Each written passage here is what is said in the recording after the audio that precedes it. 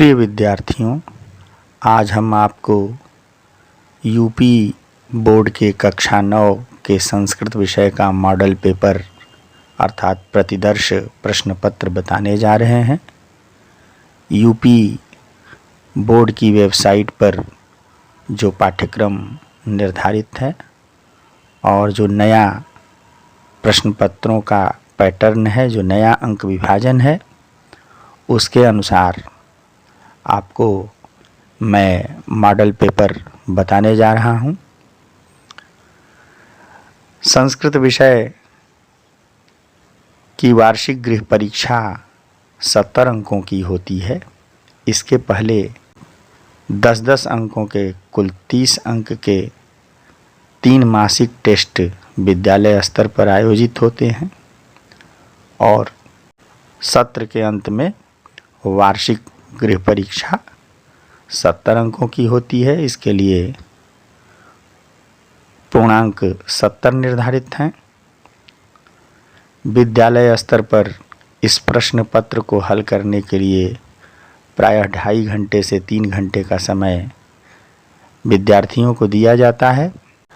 अब हम आपको वार्षिक गृह परीक्षा के संस्कृत प्रश्न पत्र की रूपरेखा बताने जा रहे हैं।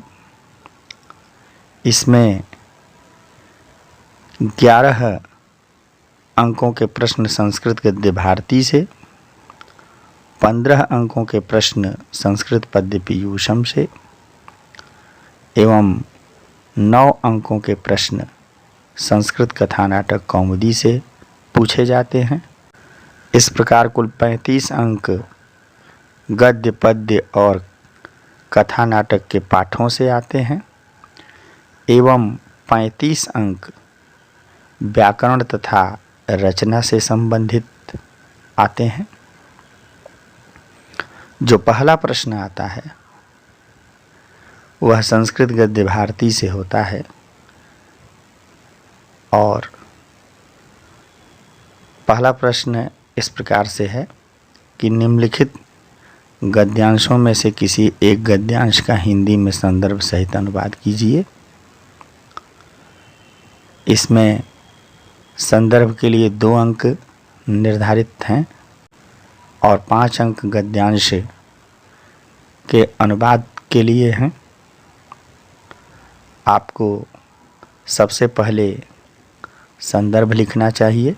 उत्तर पुस्तिका में आप लिखेंगे प्रश्नोत्तर संख्या 1 का उत्तर। 2 गद्यांश दिए रहते हैं क एवं ख।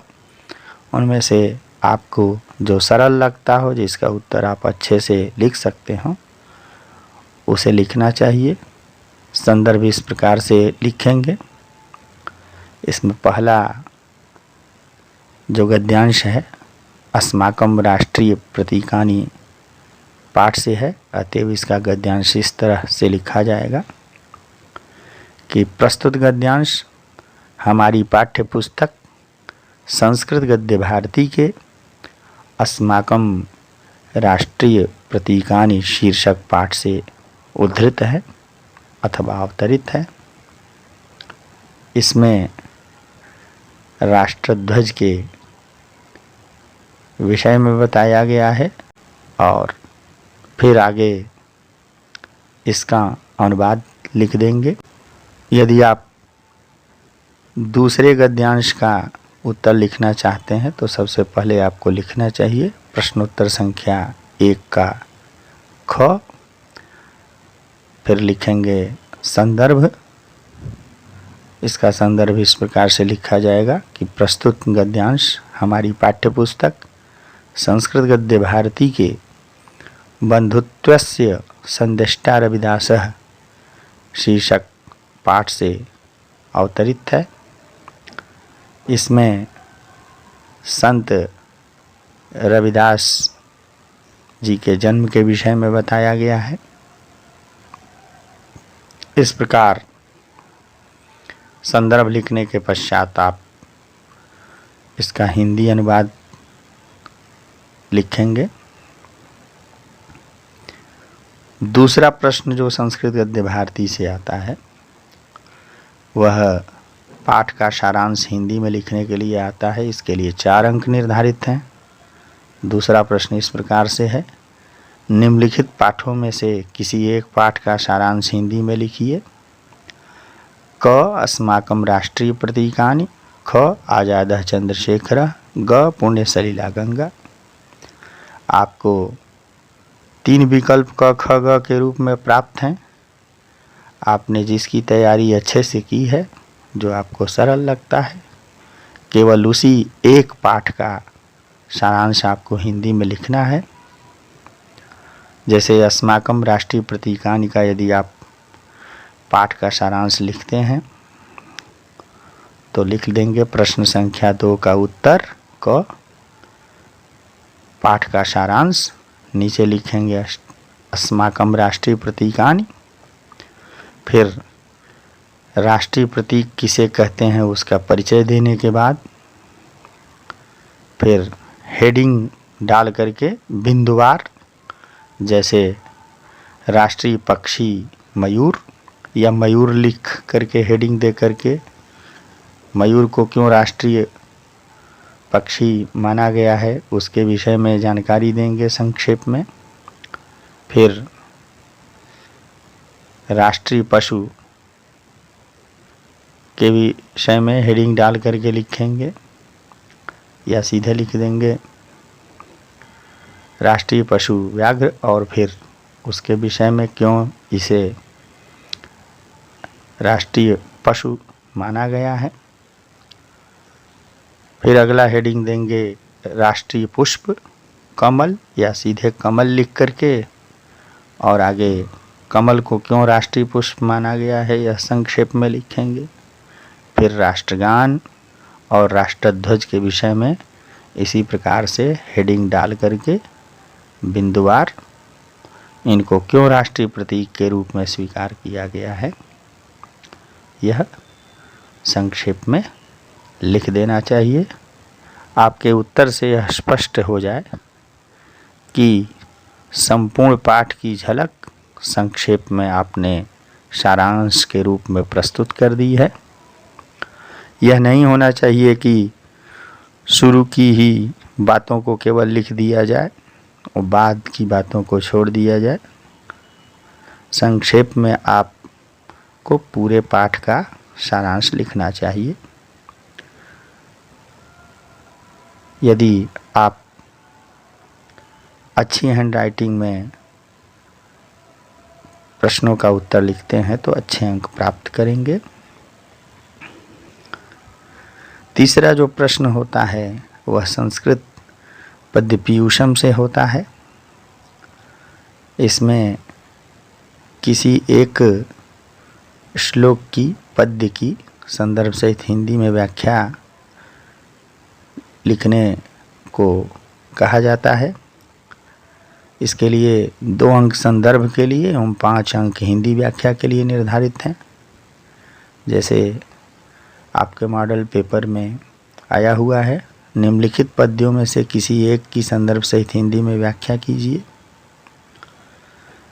2 विकल्प आपको क ख के रूप में प्राप्त हैं। जैसे पहला है क, पुरा दैवासुरे युद्धे पित्रा ते मम राघव रक्षितेन वरौ दत्तौ शशल्येन महारणे। आपको इसकी हिंदी व्याख्या करनी है तो आपको लिखना चाहिए प्रश्नोत्तर संख्या 3 का क। फिर आपको सबसे पहले संदर्भ देना चाहिए। संदर्भ इस प्रकार से लिखा जाएगा कि प्रस्तुत श्लोक या प्रस्तुत पद्य हमारी पाठ्य पुस्तक संस्कृत पद्य पीयूषम के रामस्य पितृभक्ति ही शीर्षक पाठ से उद्धृत है, और यह पाठ महर्षि वाल्मीकि रचित रामायण के अयोध्या कांड के 18वें एवं 19वें सर्ग से संकलित है। इसमें आगे जोड़ भी सकते हैं कि इसमें कैकेयी द्वारा दशरथ से प्राप्त वरदान का उल्लेख किया गया है, और आगे इस श्लोक की विस्तृत व्याख्या करेंगे। यदि आप ख का उत्तर लिखना चाहते हैं, गायन्ति देवा किल गीत गानी धन्यास्तुते भारत भूमि भागे स्वर्गापवर्गास्पद हेतु भूते भवन्ति भूयः पुरुषाः सुरत्वात्, तो इसका संदर्भ सबसे पहले लिखेंगे प्रश्नोत्तर संख्या 3 का ख, और तब लिखेंगे संदर्भ।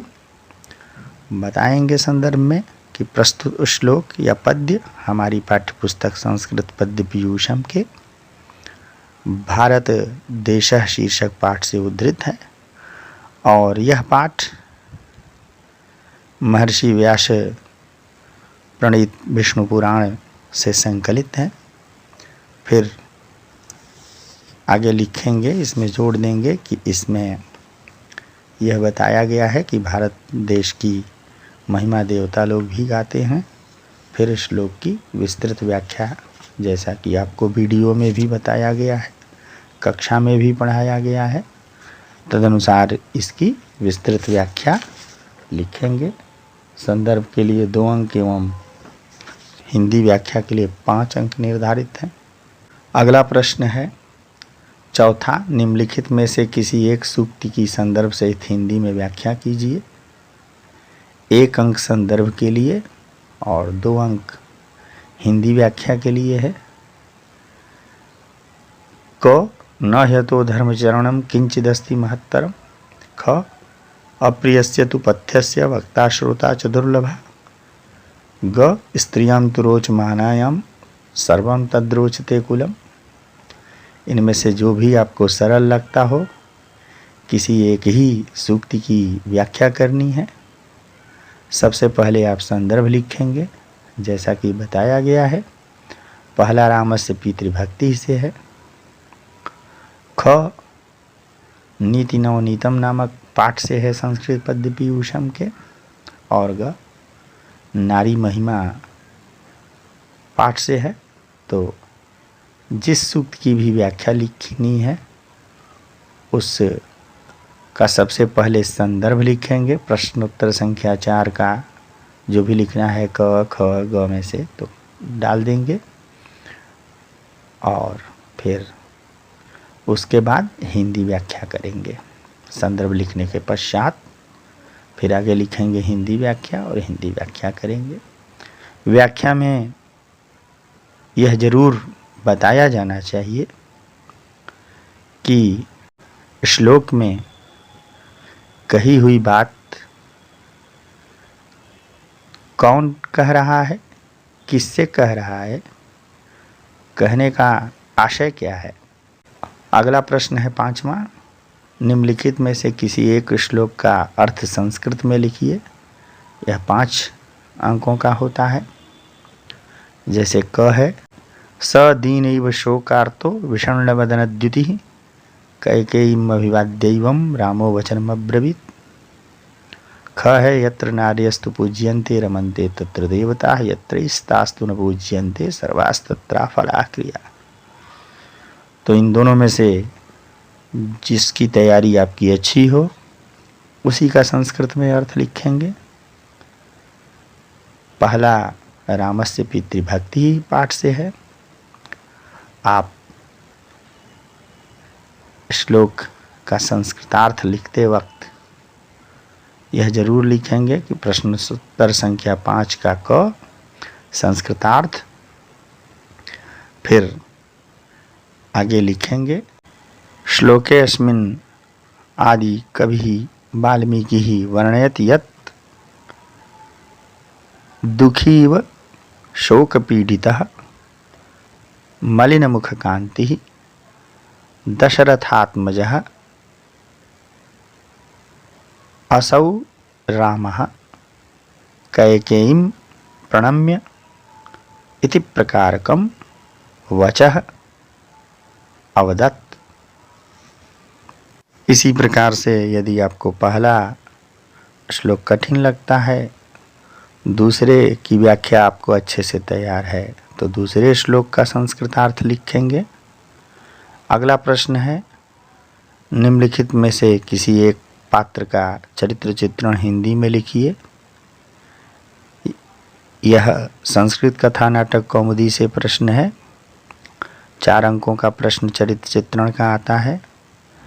इसमें पहला है क गार्गी याज्ञवल्क्य के संवाद पाठ के आधार पर गार्गी का, ख शकुंतलायाः पतिगृह गमनम पाठ के आधार पर शकुंतला का, ग न गंगदत्तः पुनरेति कूपम पाठ के आधार पर गंगदत्त का। आपने जिसका चरित्र चित्रण अच्छे से तैयार किया है उसी को लिखेंगे। केवल एक ही पात्र का चरित्र चित्रण करना है। यदि आप क का उत्तर लिखना चाहते हैं तो आपको लिखना चाहिए प्रश्न संख्या 6 का उत्तर क, और लिखना चाहिए कि गार्गी का चरित्र चित्रण, फिर नीचे गार्गी का परिचय देते हुए बिंदुवार हेडिंग डाल करके चारित्रिक विशेषताओं का उल्लेख करेंगे और उसमें उस चारित्रिक विशेषता को सिद्ध करने वाली घटना का भी उल्लेख करेंगे। आपको गार्गी का चरित्र चित्रण लिखते समय निम्न बिंदुओं पर अवश्य लिखना चाहिए, जैसे परम विदुषी, ये सब हेडिंग हो सकते हैं, निरभिमानिनी, निर्भीक एवं स्पष्ट वक्ता, शिष्टाचार संपन्ना, शास्त्रार्थ में निपुण, और ये हेडिंग डाल करके इन सब के विषय में घटनाओं का उल्लेख करते हुए बताएंगे। इसी प्रकार से यदि आपको ख का उत्तर लिखना है तो शकुंतला का चरित्र चित्रण आप लिखेंगे, प्रश्नोत्तर संख्या 6 का ख। उसकी चारित्रिक विशेषताओं को हेडिंग के रूप में डालेंगे, जैसे प्रकृति प्रेमी, दयालु, सरल स्वभाव वाली, सच्ची सखी, और इन हेडिंग्स के आगे थोड़ा थोड़ा घटनाओं का उल्लेख करते हुए बताएंगे कि शकुंतला कैसे प्रकृति से प्रेम करती थी, कैसे वृक्षों से उसका लगाव था, उनके पत्तों को नहीं तोड़ती थी, वृक्षों को भाई मानती थी, लताओं को बहन मानती थी, हरिणों से उसका लगाव था, आदि आदि। इसी प्रकार से यदि ग का उत्तर आपको लिखना है तो गंगदत्त का चरित्र चित्रण करते वक्त आपको हेडिंग्स डाल करके चरित्र चित्रण लिखना चाहिए। प्रश्न संख्या 7 का क, यह भी कथा नाटक कौमुदी से आता है। प्रश्न है निम्नलिखित में से किन्हीं 2 प्रश्नों के उत्तर संस्कृत में लिखिए। 3 प्रश्न दिए रहते हैं, आपको 2 ही प्रश्नों के उत्तर देने हैं, 2-2 अंक के हैं, कुल 4 अंक आपको प्राप्त होंगे यदि आपने उत्तर सही लिखा है तो। जैसे पहला प्रश्न है जनकः कः आसीत्, तो आपने यदि पुस्तक का अध्ययन ठीक ढंग से किया है, आपको कथा नाटक कौमुदी की कथाएं एवं नाटक ठीक ढंग से ज्ञात हैं, तो आप इन प्रश्नों का उत्तर लिख लेंगे। संस्कृत में ही उत्तर लिखना है, जैसे जनकः मिथिलायाः नृपः आसीत्, आप उत्तर पुस्तिका में ऐसे ही लिखेंगे। 7 का क पहला, जनकः मिथिलायाः नृपः आसीत्। दूसरा, जनकस्य होता कः आसीत्, तो उत्तर आप लिखेंगे जनकस्य होता अश्वल नामा ब्राह्मणः आसीत्। आपको प्रश्न नहीं लिखना है, केवल उत्तर ही लिखने हैं। इसी प्रकार से यदि ऊपर के 2 प्रश्नों में से कोई एक कठिन लग रहा है तो तीसरे प्रश्न का उत्तर आप दे सकते हैं। तेन का नदी तीर्णा, तो उत्तर होगा तेन नर्मदा नदी तीर्णा। आपको इन 3 प्रश्नों में से केवल 2 ही प्रश्न करने हैं। आपके यदि दोनों प्रश्न सही हैं तो आपको 4 अंक मिल जाएंगे। 7वें में ही ख है, ये बहुविकल्पीय होता है।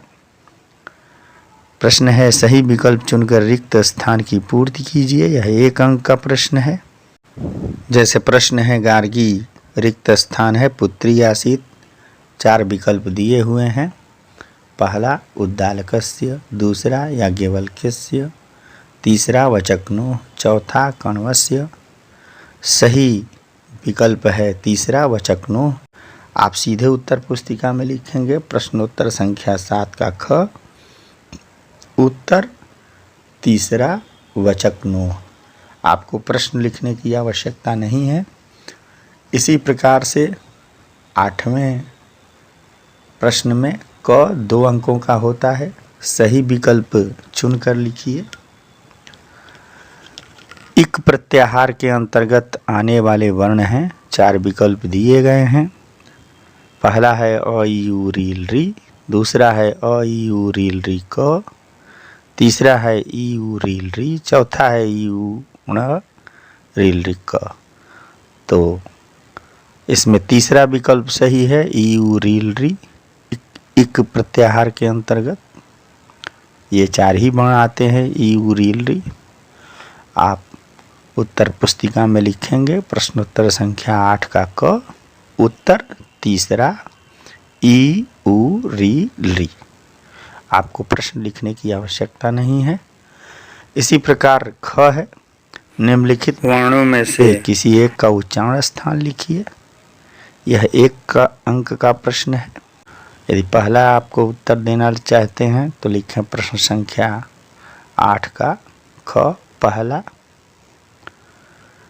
और कंठ लिख सकते हैं सीधे, ख का उच्चारण स्थान कंठ है। दूसरा ज है, यदि आपको पहले का उत्तर नहीं लिखना है तो लिखिए उत्तर ख का दूसरा ज आगे लिख दें, ज का उच्चारण स्थान तालु है। इसी प्रकार ड का मूर्धा है, प का ओष्ठ है।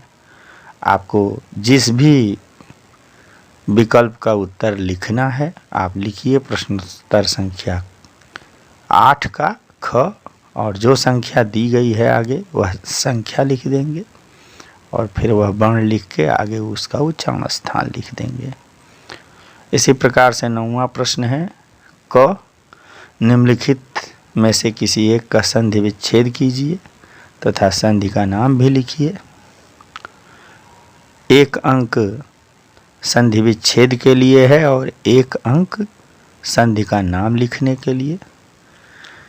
आपको लगभग 3 शब्द दिए रहते हैं जिनमें से किसी एक की ही संधि करनी है, जैसे दैत्यारी है, दूसरा सूर्योदय, तीसरा रामश्चेते।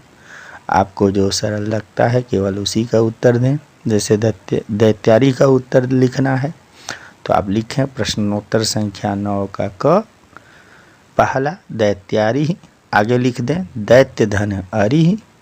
यह दीर्घ संधि है तो आगे लिखेंगे दीर्घ संधि। इसी प्रकार पहले का उत्तर न लिख के आप दूसरे का उत्तर लिखना चाहते हैं तो लिखिए प्रश्न संख्या 9 का क, उत्तर दूसरा सूर्योदय, सूर्य धन उदय, गुण संधि। आप दोनों का उत्तर नहीं लिखना चाहते, तीसरे का उत्तर लिखना चाहते हैं तो आप लिखिए प्रश्नोत्तर संख्या 9 का क, और आगे तीसरा रामश्चेते, फिर आगे लिखिए रामस धनश्चेते श्चुत्व संधि। आपको किसी एक ही शब्द का संधि विच्छेद और संधि का नाम लिखना है। प्रश्नोत्तर संख्या ख, निम्नलिखित विकल्पों में से सही विकल्प चुनकर लिखिए। रमेशः में संधि है, यह 1 अंक का प्रश्न है।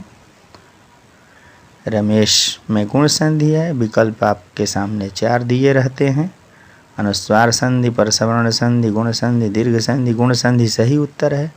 आप उत्तर पुस्तिका में लिखें प्रश्नोत्तर संख्या 9 का ख, तीसरा गुण संधि। आपको पूरा प्रश्न लिखने की आवश्यकता नहीं है, केवल उत्तर लिख देना है। इसी प्रकार से 10वां प्रश्न है, निम्नलिखित में से किसी एक शब्द का रूप लिखिए। राम शब्द का चतुर्थी विभक्ति एक वचन, दूसरा हरि शब्द के तृतीया विभक्ति का द्विवचन, तीसरा है रमा शब्द का द्वितीया विभक्ति बहुवचन। आपको जिस प्रश्न का उत्तर आता हो इन तीनों में से किसी एक का ही लिखना है, वही लिखिए। जैसे प्रश्न संख्या 10 का क, उत्तर पहला आप लिख दें सीधे रामाय, या ऐसे भी लिख सकते हैं राम शब्द का चतुर्थी विभक्ति एक वचन रामाय, या सीधे भी समय बचाने के लिए आप लिख सकते हैं पहला रामाय। दूसरा हरि शब्द के तृतीया विभक्ति का द्विवचन होगा हरिभ्याम, हरिणा हरिभ्याम, हरि भी होता है तो हरिभ्याम होगा। तीसरा है रमा शब्द का द्वितीया विभक्ति बहुवचन रमाह होगा। तो आप किसी एक का ही उत्तर इन तीनों में से लिखेंगे। प्रश्न संख्या 10 का ख, निम्नलिखित विकल्पों में से सही विकल्प चुनकर लिखिए। यह भी विभक्ति एवं वचन से संबंधित होता है लेकिन बहुविकल्पीय होता है, इसके लिए 1 अंक निर्धारित है।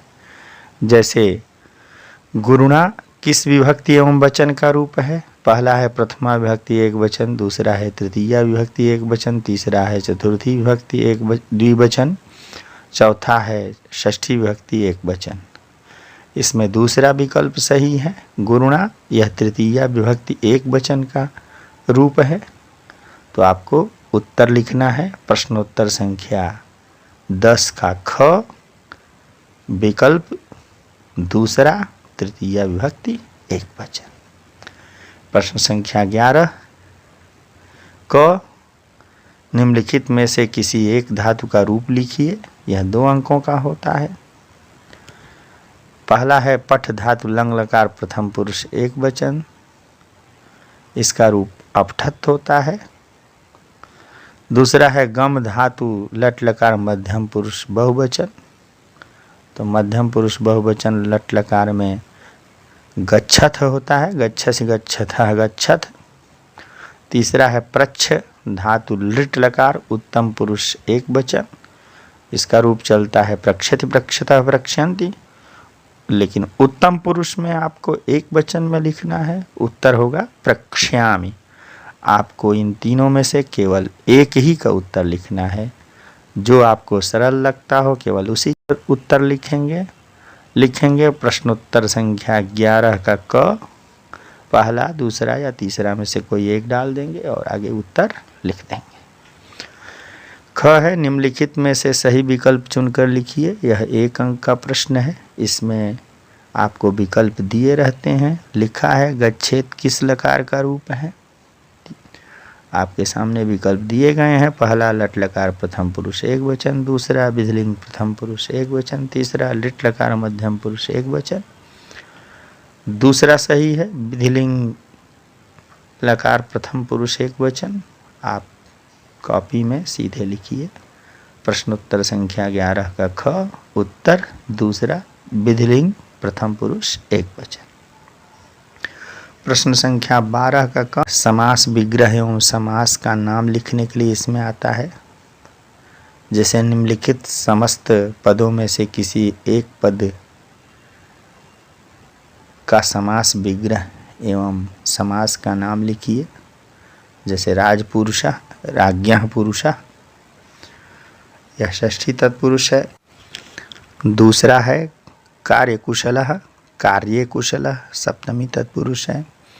तीसरा है राम लक्ष्मणौ रामस्य लक्ष्मणस्य, और यह द्वंद्व समास है। आप जिस भी विकल्प का उत्तर लिखना चाहते हैं आप उसका उत्तर अपनी उत्तर पुस्तिका में अंकित करें। केवल एक ही का उत्तर आपको लिखना है। 12वां का ख है, सही विकल्प चुनकर लिखिए। यह 1 अंक का प्रश्न है। कृष्णार्जुनों में कौन सा समास है? तो विकल्प है तत्पुरुष कर्मधारय द्वंद्व। कृष्णार्जुनों में कृष्णस्य अर्जुनस्य, ये द्वंद्व समास है। तो आप सही विकल्प उत्तर पुस्तिका में लिखेंगे। 12 का ख, उत्तर तीसरा द्वंद्व। प्रश्नोत्तर संख्या 13 का क, निम्नलिखित रेखांकित पदों में से किसी एक पद का विभक्ति निर्देश कीजिए। तो 3 पद दिए रहते हैं रेखांकित, जैसे विद्यालयम परितः वृक्षाः सन्ति, इसमें विद्यालयम रेखांकित है। रामेण सह सीता वनम अगच्छत, इसमें रामेण रेखांकित है। और क्रोशम कुटिला नदी, इसमें क्रोशम रेखांकित है। आपको तीनों में से किसी एक का उत्तर लिखना है। आपको उत्तर लिखना चाहिए जैसे प्रश्न संख्या 13 का क, और सीधे लिखना चाहिए पहला, और आगे लिख करके विद्यालयम केवल पद लिख करके आगे लिख दें कि अभितः परितः समयानिक्षा प्रतियोगी के अनुसार परितः के योग में यहाँ द्वितीया विभक्ति हुई है। या यह भी लिख सकते हैं कि परितः के योग में विद्यालयम में द्वितीया विभक्ति हुई है। यदि आप पहले का उत्तर नहीं देना चाहते तो दूसरे का लिख दिया। रामेण सह सीता वनम अगच्छत, तो आपको उत्तर पुस्तिका में लिखना है 13 का क, उत्तर दूसरा। रामेण ही केवल लिखें और आगे लिख दें कि सह के योग में रामेण में तृतीया विभक्ति हुई है। यदि आपको सूत्र ज्ञात है तो सूत्र भी लिख सकते हैं, लेकिन कक्षा 9 में केवल नियम भी लिख दें हिंदी में तो आपको पूरे अंक मिलेंगे। तीसरा है क्रोशम कुटिला नदी, तो यहाँ काला धनोर अत्यंत संयोगे से मार्गवाचक क्रोश शब्द में द्वितीया विभक्ति हुई है। आपको केवल एक का ही उत्तर देना है, जिसका उत्तर आप जानते हैं केवल उसी का उत्तर दें। 13वां का ख प्रश्न है, निम्नलिखित रेखांकित पद में कौन सा कारक है? यह 1 अंक का प्रश्न है। देवदत्तः ग्रामम गच्छति, तो इसमें रेखांकित पद ग्रामम है। आपको विकल्प नीचे दिए हुए हैं, कर्ण कारक, संप्रदान कारक, कर्म कारक। ग्रामम यह गच्छति क्रिया का कर्म है, इसलिए आपको सही उत्तर कर्म कारक लिखना चाहिए। आप सीधे उत्तर पुस्तिका में लिखेंगे प्रश्न संख्या 13 का ख, उत्तर तीसरा कर्म कारक। 14वां प्रश्न है, निम्नलिखित में से किसी एक के उपसर्ग के होने वाले अर्थ परिवर्तन को स्पष्ट कीजिए। 2 अंकों का प्रश्न है। प्रायः 2 इसमें दिए रहते हैं शब्द युग्म, और उनमें से एक का ही आपको अंतर स्पष्ट करना है। जैसे पहला दिया है आगच्छति निर्गच्छति, दूसरा है प्रहरति परिहरति। तो उपसर्ग लगने के कारण गम धातु में अर्थ परिवर्तन क्या हो रहा है, इसको स्पष्ट करने के लिए आपको वाक्य प्रयोग लिखना पड़ेगा। जैसे 14वें के पहले का उत्तर आप लिखना चाहते हैं तो लिखिए पहला। प्रश्न संख्या 14 का उत्तर पहला, एक लाइन लिखिए आगच्छति, फिर लिखिए मोहनः गृहम आगच्छति, दूसरी लाइन में लिखिए निर्गच्छति, आगे लिखिए गंगा हिमालयात निर्गच्छति। तो इससे अर्थ स्पष्ट हो जाता है। आगच्छति आना और निर्गच्छति निकलना। दूसरा है प्रहरति परिहरति। प्रहरति का अर्थ होता है प्रहार करना, परिहरति का अर्थ होता है छोड़ना, त्यागना। आप यदि दूसरे का उत्तर लिखना है तो लिख सकते हैं प्रश्नोत्तर संख्या 14 का दूसरा प्रहरति, आगे लिखेंगे सहदंडेन शुनकम प्रहरति, वह डंडे से कुत्ते को मारता है। और दूसरा लिख देंगे परिहरत सह दुर्गुणान परिहरति, वह दुर्गुणों को छोड़ता है। आपको केवल संस्कृत में ही वाक्य प्रयोग लिख देना है, हिंदी में उस वाक्य का अर्थ लिखने की आवश्यकता नहीं है। प्रश्नोत्तर संख्या 15, निम्नलिखित वाक्यों में से किन्हीं 4 वाक्यों का संस्कृत में अनुवाद कीजिए। 6 वाक्य दिए रहते हैं, आपको 4 के ही हिंदी अनुवाद करने होते हैं। 1.5 अंक प्रति प्रश्न के हिसाब से कुल 6 अंक 4 अनुवाद के लिए निर्धारित होता है। पहला है राजा पलंग पर सोता है, तो यह अधिशिंगस्थासाम कर्म सूत्र से संबंधित प्रश्न है। आपको इसका उत्तर लिखना चाहिए राजा, और अधिशेते अधि उपसर्ग पूर्वक शिंग धातु के प्रयोग में पलंग पर पर्यंकम हो जाएगा। राजा पर्यंकम अधिशेते। इसी प्रकार से दूसरा प्रश्न श्री गणेश जी को नमस्कार है। आप नमः स्वस्ति स्वाहा स्वधा अलम्बषड योगाच नियम जानते हैं। आप इसका उत्तर लिखेंगे चतुर्थी का प्रयोग करके श्री गणेशाय नमः। तीसरा है किसान हल से खेत जोतता है। हल से यह करण कारक से संबंधित प्रश्न है। किसान कृषकः हल से हलेन तृतीया विभक्ति हो जाएगा। खेत क्षेत्रम या भूमिम जोतता है, कर्षति। चौथा है राजा ब्राह्मण को गाय देता है। यह चतुर्थी विभक्ति से संबंधित प्रश्न है, संप्रदान कारक से। आप उत्तर लिखेंगे। राजा का संस्कृत में राजा होता है अथवा नृपः। ब्राह्मण को चतुर्थी विभक्ति का प्रयोग होगा, ब्राह्मणाय। गाय गाम या धेनुम देता है, ददाति। यदि 4 प्रश्नों में से कोई वाक्य आपको कठिन लग रहा हो, जिसका आप अनुवाद नहीं कर पा रहे हो, तो 5वें का अनुवाद लिख लीजिए। वह पैर से लंगड़ा है। येनांग विकारः सूत्र से पैर से इसमें तृतीया होती है। सह पैर से, पादेन लंगड़ा है, खंजः अस्ति, सह पादेन खंजः। इतना भी आप लिख सकते हैं। आपको यदि 6वें का उत्तर लिखना है, छात्र पुस्तक पढ़ता है, तो यह और सरल है। आप लिख दें, सीधे अनुवाद बना दें, छात्रः पुस्तकम पठति। आपको इन 6 वाक्यों में से किसी 4 वाक्यों का ही संस्कृत में अनुवाद बनाना है। आप उत्तर पुस्तिका में केवल संस्कृत अनुवाद लिखेंगे। इस बात का विशेष ध्यान रखें कि आपको लिखना चाहिए प्रश्नोत्तर संख्या 15, और फिर जिस वाक्य का संस्कृत अनुवाद करने जा रहे हैं वही संख्या देंगे। जैसे तीसरे का अनुवाद करने जा रहे हैं तो लिखेंगे तीसरा कृषक हलेन भूमिम कर्षति, 5वां सहपादेन खंज। आपको हिंदी में वहाँ वाक्य लिखने की आवश्यकता नहीं है, लेकिन वह संख्या अवश्य डालें, जिससे कि परीक्षक को पता चले कि आप किस हिंदी वाक्य का संस्कृत में अनुवाद बना रहे हैं। प्रश्न संख्या 16 पत्र लेखन से संबंधित होता है। इसमें आपको एक संस्कृत में पत्र लिखना होता है। जैसे 16वां प्रश्न है, रुग्णावकाश के लिए प्रधानाचार्य को एक पत्र संस्कृत में लिखिए। यह 5 अंकों का प्रश्न है। यदि आपको रुग्णावकाश के लिए प्रधानाचार्य पत्र को ठीक से नहीं लिखने आता, तो नीचे एक और विकल्प अथवा करके दिया रहता है। आप दूसरे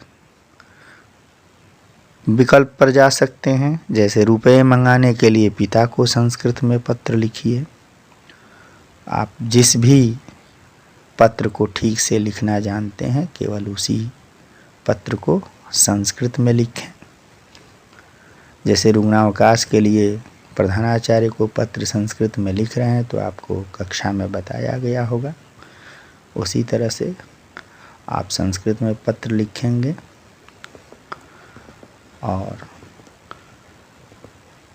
अगला प्रश्न है 17वां, निम्नलिखित शब्दों में किन्हीं 4 शब्दों का संस्कृत में वाक्य प्रयोग कीजिए। यह 4 अंकों का प्रश्न है।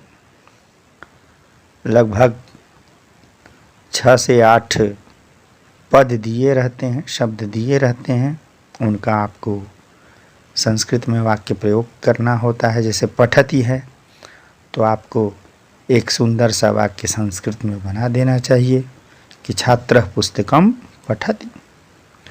वाक्य अच्छा होना चाहिए, खाना पूर्ति नहीं होना चाहिए, जैसे कि सह पठति लिख दिया। कक्षा 9 के विद्यार्थियों से अपेक्षा की जाती है कि अच्छा वाक्य लिखेंगे।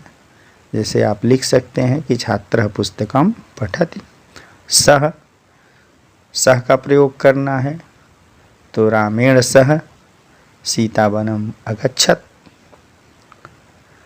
अहम गृहं गच्छामि। अद्य वृष्टिः भवति। अगला है तत्र।